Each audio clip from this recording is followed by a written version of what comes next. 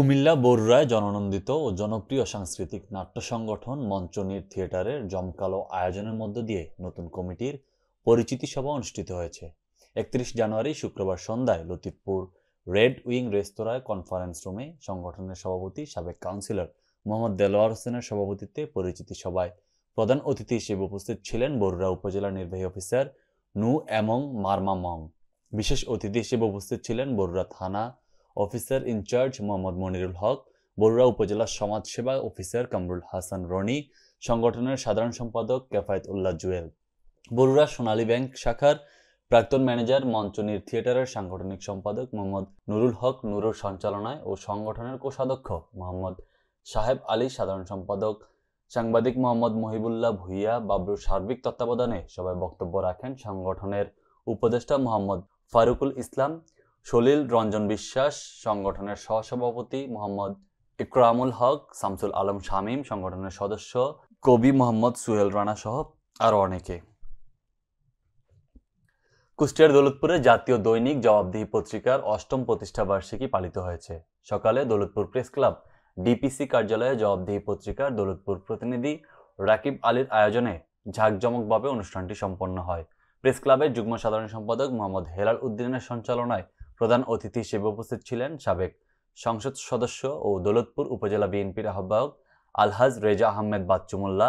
বিশেষ অতিথি হিসেবে উপস্থিত ছিলেন দৌলতপুর উপজেলা বিএনপির যুগ্ম আহ্বায়ক আলহাজ নুরুজ্জামান, উপজেলা সহকারী কমিশনার ফয়সাল আহমেদ, দৌলতপুর থানার অফিসার ইনচার্জ নাজমুল হুদা, দেশবরেণ্য শিল্পপতি মোহাম্মদ তারেক আল মামুন।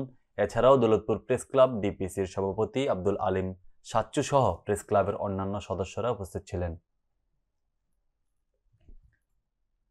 আবাসন খাতে রাজস্ব ক্ষতি প্রতিরোধে জনসচেতনতা সৃষ্টির লক্ষ্যে সংবাদ সম্মেলন করেছে সাবেক ছাত্রনেতা ও কারমাইকেল কলেজের ছাত্র সংসদের নেতা মাহমুদ হাসান খোকন। দুপুরে রংপুরের একটি হোটেলে ভুক্তভোগীরা সংবাদ সম্মেলনে বলেন, এদেশের আবাসন খাত দ্রুত বৃদ্ধি পাচ্ছে। ঘনবসতিপূর্ণ এদেশে বহুতল ভবন নির্মাণে কোনো বিকল্প নেই। তাই সেই সুবিধা নিয়ে রেজিস্ট্রি অফিসের অসাধু কর্মকর্তা ও অসাধু ডেভেলপার্স নেক্সাস ফ্ল্যাটের দাম কম মূল্য দেখিয়ে বিপুল অঙ্কে বিক্রি করায় ফাঁকি দিচ্ছে সরকারি রাজস্ব খাত। অন্যদিকে ক্ষতিগ্রস্ত হচ্ছে সাধারণ মানুষ। তাই সরকারি রাজস্ব খাত বৃদ্ধির লক্ষ্যে রেজিস্ট্রারি অফিসের অসাধু কর্মকর্তা সহ ফ্ল্যাট বিক্রিকারী চক্রদের বিরুদ্ধে আইনগত ব্যবস্থা নেওয়ার দাবি জানিয়েছেন সাবেক ছাত্রনেতা মাহমুদ হাসান খোকন। কাতারে জালালাবাদ অ্যাসোসিয়েশনের অভিষেক অনুষ্ঠান অনুষ্ঠিত হয়েছে। বর্নার্ডো অভিষেক অনুষ্ঠানের মাধ্যমে বৃহত্তর সিলেটের ঐতিহ্যবাহী সামাজিক সংগঠন কাতারস্থ জালালাবাদ অ্যাসোসিয়েশনের নবনির্বাচিত কর্মকর্তাদের অভিনন্দন ও ফুলেল শুভেচ্ছা জানান কাতার প্রবাসীরা। সহকর্মী মোশাররফ হোসেন জনি জানান, অনুষ্ঠানের প্রধান অতিথি রাষ্ট্রদূত মোহাম্মদ নজরুল ইসলামের উপস্থিতিতে মোহাম্মদ শাহজাহান মিয়াকে সভাপতি, বদরুল আলমকে সিনিয়র সহসভাপতি, আবু তাহের সাধারণ সম্পাদক, আব্বাস উদ্দিনকে যুগ্ম সাধারণ সম্পাদক ও সিরাজুল ইসলামকে সাংগঠনিক সম্পাদক করে ১৫১ সদস্য বিশিষ্ট পূর্ণাঙ্গ কমিটি ও ১১ সদস্য বিশিষ্ট উপদেষ্টা কমিটির নাম ঘোষণা করেন নির্বাচন কমিশনার শরীফুল হক সাজু। স্বাগত বক্তব্য রাখেন অনুষ্ঠানের আহ্বায়ক ইরফান মিয়া।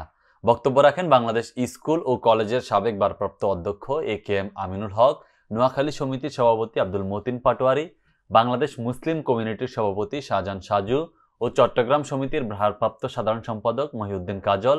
অতিথিবৃন্দর মধ্যে আরও উপস্থিত ছিলেন দূতাবাসের ঊর্ধ্বতন কর্মকর্তাবৃন্দ, বাংলাদেশ কমিউনিটির বিভিন্ন স্তরের নেতৃবৃন্দ, বিভিন্ন সামাজিক, রাজনৈতিক ও আঞ্চলিক সংগঠনের নেতারা।